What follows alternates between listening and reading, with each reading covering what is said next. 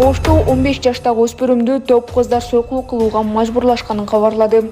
Эсиңиздерде болсо, буга чейин акыйкатчы Ошто белгисиз адамдар 15 жаштагы кызды 1 айдан ашык сексуалдык кулчулукта кармаганын айткан. Бул окуянын жаңы жагдайларын ачыктады. Шаардагы топ кыздар жана балдар өспүрүмдү шантаж кылып, коркутуп, аны сойкулукка тартып мажбурлашкан деп айтылат ИИМдин маалыматында. Бул факт боюнча иш козголуп, кылмышка шектелип, 21, 23, 20, 18 жаштагы кыздар кармалган. Аталган иш боюнча буга чейин 2 адам колго түшүрүлгөн. Тергөө иши уланууда. Маалымат булагы Спутник KG. Ошол жана башка жаңылыктар видеого лайк басып, соңку кабар каналыбызга мына ментип каттала кетиңиз. Ошондо гана сиз дүйнөлүк жаңылыктардан кабардар болуп турасыз.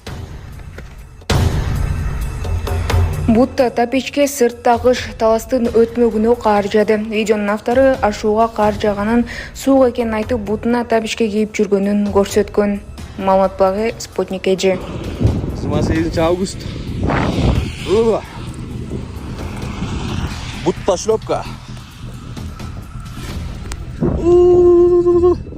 Урматтуу Москва шаарындагы мекендештер, эгерде сизди тиш оорусу тынчсыздандырып жатса, анда сизге Умбем клиникасын сунуштайбыз. Стоматология заманбап техникалык каражаттар жана материалдар менен камсыздалган. Жогорку даражадагы адистер өз ишинин сапатына кепилдик беришет. Хирургиялык стоматология, тиштерди кооздоп калыбына келтирүү, кандай гана оор абалдагы тиш болбосун, оорутпай алып салабыз, жулабыз. Тиштерди кесипкөй чеберчиликте, гигиеналык тазалоодон өткөрөбүз. Брекет системабыз да бар. Имплантация жасайбыз. Металлокерамика, цирконий жана башка түрлөрдү колдонуу менен сиз каалаган сапатта тиштериңиздерди оңдоп түзөп, салып жана тазалап беребиз. Биздин дарек Москва шаары, ВДНХ метросу, Кондратюка көчөсү 2, байланыш номеру +7 925 103 22 55. Жайылда көчөдө мушташкан өспүрүмдөр милицияга жеткирилди. Жайыл районуна бейбаштык кылган өспүрүмдөр кармалды. Бул тууралуу ЧОЭПтен билдиришти. Маалыматка караганда 28 августка кечки саат 23:40 чамасында Жайыл РИИБтин нөмөт бөлүмүнө Кара Балта шаарынын Кожомбердиев көчөсүндө балдардын мушташып жаткандыгы тууралуу маалымат түшкөн. Аталган маалымат Жайыл РИИБке катталып, тергөөгө чейинки текшерүү иштери башталган. Жайыл РИИБтин кызматкерлери тарабынан жүргүзүлгөн иш-чаралардын жүрүшүндө бул окуя боюнча 2007-жылы туулган 2 өспүрүм кармалып, Жайыл РИИБке жеткирилген. Учурда текшерүү иштери жүргүзүлүүдө. Маалымат булагы Сереп Медиа. Павел Дуров эркиндикке чыкты, бирок ал Франциядан чыкпашы керек. Париж соду Телеграмдын негиздөөчүсү Павел Дуровго 6 берени боюнча айып такты. Буга чейин полиция аны 12 пункт боюнча сурак алганын BFM TV прокурорго шилтеме берүү менен маалымдаган. Айыптоо корутуусунан кийин сот ишкерди 5 миллион евро күрөө жана жумасына 2 жолу полиция бөлүмүнө келүү милдети менен бошотту, деп билдиришти Париждин прокуратурасынан. Ага Франциянын аймагынан чыгууга тыюу салынган. 26 августта Франция прокуратурасы анын кармалышы боюнча маалымат тараткан. Анда маалыматка караганда кылмыш иши боюнча тергөө 8-июлда башталган. Ишкердин камактагы мөөнөтү 28 августта бүтмөк.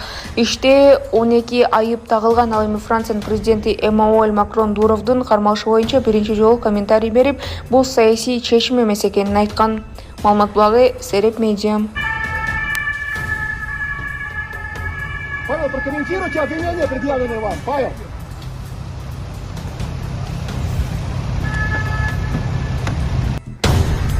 Орусияда жол кырсыкка кабылган кыргызстандыктын апасы жардам сурады.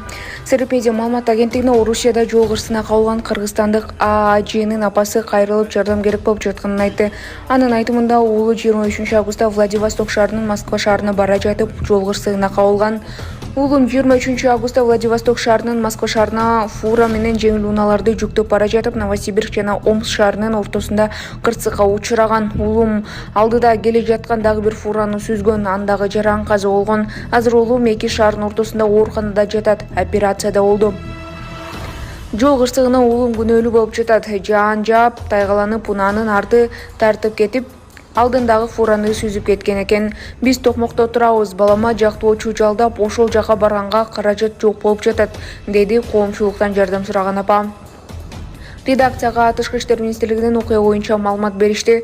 23 августта Орусиянын Новосибирск облусунун Чаны аймагында кыргыз жараны жол кырсыкка кабылган. Кырсыктын бардык жагдайларын аныктоо максатында Кыргызстандын Новосибирск шаарында башкы консулдугу Орусиянын Новосибирск облусунун Чаны аймагынын полиция бөлүмүнүн тергөөчүсү менен байланышты.